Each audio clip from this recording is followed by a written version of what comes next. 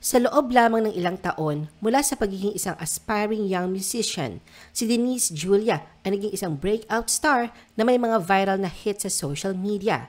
Pero ang kanyang pagiging artist ay naki-question ngayon dahil sa naglalabas ang ulat ng di umano'y pagiging unprofessional nitong katrabaho.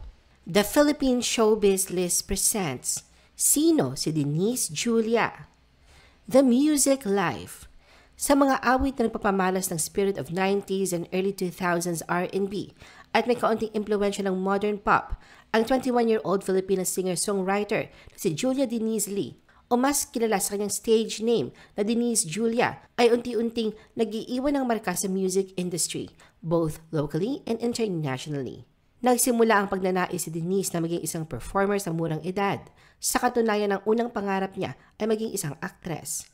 Ngunit nagbago ang kanyang landas nang sabihin sa kanya na maganda ang kanyang boses, kaya't lumipat siya sa musika at nagsimulang magsulat sa edad na 13. Kabaligtaran ng ibang mga bata na mas gusto ang manood ng mga cartoon, si Denise ay mas naglaan ng oras sa panonood ng MTV, kung saan niya natuklasan ang kagandahan ng musika, kaya't nahasa ang kanyang pandinig sa paggawa ng mga melodya at pag-layer ng kanyang boses. Malaki nga ang naging impluwensya ng musika sa kanya, partikular na ang R&B. Ayon kay Denise, ang kanyang estilo ay isang kombinasyon ng dalawang mundo. Lumaki siya nakikinig sa mga kababaihan ng R&B noong 90s, pati na rin sa mga modern R&B artists. Sa tingin niya, ang tunog niya ay isang pagsasanib ng dalawang henerasyon ng musika, lalo na sa fashion at sa paraan ng pagpapakita ng sarili. Nagsimula si Denise bilang isang stage actress at nagpatuloy sa public speaking, kung saan sumali siya sa ilang regional competitions noong grade school. Nang mag-high school, nadiskubre niya ang kanyang passion sa pagsusulat ng kanta at pagkanta, ngunit sobrang mahiyain siya. Nagsimula lamang siyang kumanta, gumawa ng mga covers at magpakita bilang isang singer nang mag-18 siya at lumipat mula sa isang all-girls school. Ang bagong kapaligiran ay nagtulak sa kanya na lumabas sa kanyang shell. Dito naging company manager o presidente siya ng singing organization. Nang magsimula siyang gawin ito sa publiko, naging mas aktibo siya sa pagpo-post sa social media. Sa pamamagitan ng kanyang mga koneksyon, nakilala niya ang isang tao na nagdala sa kanya sa mas marami pang tao. Ang mga taong iyon ay nagbigay daan sa kanya upang makakonekta sa mga producer na nag-alok sa kanya ng pagkakataon na makipagtulungan sa paggawa ng mga kanta. Dito na nagsimula ang kanyang pagpasok sa music industry. Ayon kay Denise, sa sobrang pagkamahiyain niya noon ay hindi siya kakanta maliban kung mag-isa siya sa kanyang kwarto. Matagal na araw niyang nais na maging tulad ng kanyang mga iniidolong si Beyonce, ngunit hindi lang niya alam kung paano magsimula. Dahil galing sa isang exclusive all-girls high school at lumaki sa isang konserbatibong kapaligiran, aminado si Denise na naroon ang pakiramdam niya na pinipigilan siya. Ayon sa kanya, pakiramdam niya ay kailangan nilang sumunod sa isang set ng mga patakaran araw-araw at kumilos sa isang tiyak na paraan. Ngunit nang umalis siya mula sa paaralang yon, naramdaman niyang siya ay naging isang malayang tao na may kakayahang gawin ang anumang nais niya. Naisip niya na kung gusto niyang magtagumpay at makilala, kailangan ng sunggaban ang tamang pagkakataon para magsimula. Ayon kay Denise, hindi niya akalain na darating ang panahon na magiging isang sikat na mang-aawit siya sa kanyang edad. Pinagsasabay din ni Denise ang kanyang karera sa musika at ang kanyang pag-aaral at masasabing mahusay ang ginagawa niya sa pareho. Kinuha niya ang kursong International Relations Diplomacy with a major in Japanese Studies mula sa Ateneo de Manila University at kahit abala siya sa kanyang patuloy na pag-usbong na karera, isa rin siyang honor student. Suportado rin siya ng kanyang mga magulang sa kanyang paglalakbay, hindi lamang sa kanyang karera, kundi pati na rin sa paraan ng pag-manage niya ng kanyang mga responsibilidad sa paaralan. Eyes set on the global stage. Habang maraming creators ang gumagawa ng parehong ginagawa niya, si Denise ay namutawi sa karamihan dahil sa kanyang natural na talento at masiglang personalidad na may ilang milyong followers sa TikTok lamang. Hindi din may pagkakaila ang matagumpay niyang pagtahak sa music industry, kung saan siya nasa likod ng mga awiting BAD, Laken, Bet at NVMD. Ilang buwan matapos mag-viral ang NVMD, nagkaroon ng malaking stage debut si Denise. Noong December 2022, isa siya sa mga performers sa Manila leg ng taunang music festival na Head in the Clouds na inorganisa ng 88 Rising. Kasama si Denise sa line-up ng festival ang mga kilalang artist.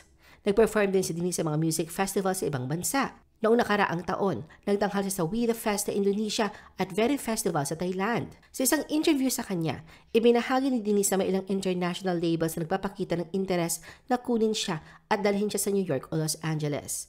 Bagamat may mga ganitong oportunidad, maingat siyang nag-iisip kung handa na ba siyang palawakin ang kanyang karera sa labas ng Pilipinas. Ayon kay Denise, simula pa lang na kanyang karera, mayroon na siyang mentalidad na go big or go home. Para sa kanya, ito ang tanging paraan para mangyari ang kanyang mga pangarap. Inaalagaan niya ang kanyang craft at karera at sinisigurado niyang makakahanap siya ng tamang oportunidad para sa kanyang future. Unti-unting tinutupad ang pangarap, si Denise ay nagdaos sa kanyang kauna-unahang concert na pinamagatang Sweet Nothings The Denise Julia Experience noong December 14, 2024. Sa isang Instagram post, inilahad ni Denise ang kanyang nararamdaman tungkol sa kanyang concert na para sa kanya ay hindi lang basta isang palabas, kundi isang pagkakataon na nakatulong sa kanya. Inamin niyang ang taong ito ay isa sa pinakamahirap na taon ng kanyang buhay, kung saan naranasan niya ang heartbreak, matinding anxiety, at mga araw na hindi niya kayang alagaan ang kanyang sarili. Maliban dito, ay nagpakita na rin si Denise sa iba't ibang mga programa sa telebisyon. The Patron Saint of Situationships. Kilalang-kilala din si Denise bilang Patron Saint of Situationships, isang titulong ibinigay sa kanya ng mga fans na sa mga temang patungkol sa relasyon at love dilemmas na laging lumilitaw sa kanyang musika at online persona. Kilala niya ito at buong tapang na tinatanggap ang titulong ito. Ngunit sa kabila ng mga tema ng relasyon at kalungkutan, hindi nakakalimutang magdagdag ng konting women empowerment sa kanyang mga kanta na nagiging inspirasyon sa maraming tagahanga.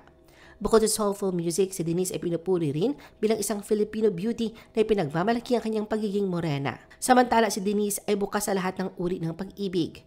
Para sa hindi pa nakakaalam, siya ay matagal ang tapat tungkol sa kanyang sexualidad. Sa isang tweet, ibinahagi niyang alam ng mga tao na siya ay bisexual nung nagsisimula pa lang siya sa kanyang karera.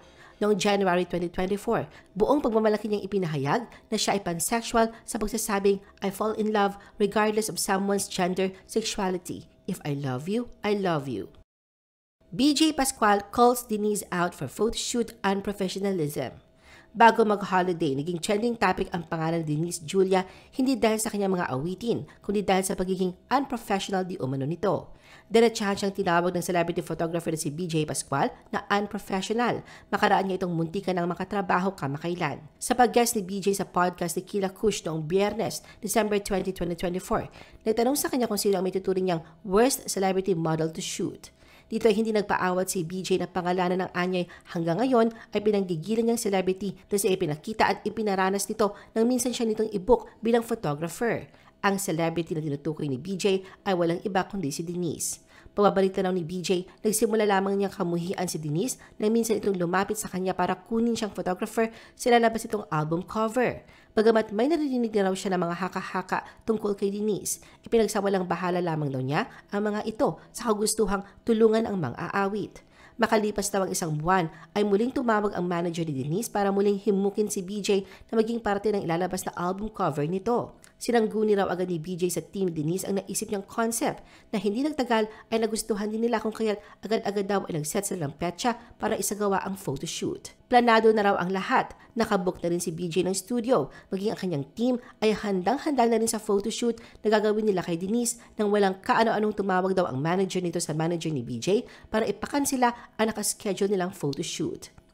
Dahil sa kagustuhan ng team ni Denise na i-cancel ang nakatakda niyang shoot, minarapat daw nila BJ na ipaalam dito na malaki na ang kanilang ginastos na umabot sa 80K at kailangan na nila itong ipabayad kay Denise. Dahil sa panghihinayang ni BJ sa effort ng kanyang team at sa kanilang ginastos, minarapat na raw niyang tumawag sa mga kakilala niyang celebrity na gusto magpa-photoshoot. Ikinuwento niya raw kay Sara Labati ang nangyari at pumayag ito na maghati sila sa gastos. Bukod sa perwisyo na ginawa ng kampo ni Denise, ang mas ikinasasama pa raw ng loob ni BJ ay hindi siya nakarinig o tanggap ng sorry sa singer. Samantala, dahil sa revelasyon ni BJ, agad din nag-trending sa X ang pangalan ni Denise, kung saan marami sa mga tagahanga ni BJ ang ngayon galit at nanggagalaiti na rin sa kanyang ginawa.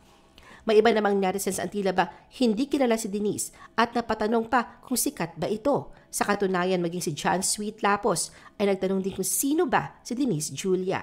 Kaugnay nito, ilang oras lamang na magsimulang pag-usapan ang worst experience ni BJ kay Denise ay ang pag-anunsyo naman ni Denise Julia na mawawala siya panandalian sa social media. Sa kanyang Instagram story nitong Sabado, December 21, ipinaalam ni Denise na siya ay magsa-social media detox. Mababasa sa kanyang post, "And that's officially my last post for the year. SOCMED break starts now. Detoxing from the digital world, apps deleted, focus restored. We'll be back next year. I love you guys na sinamahan niya ng white heart emoji.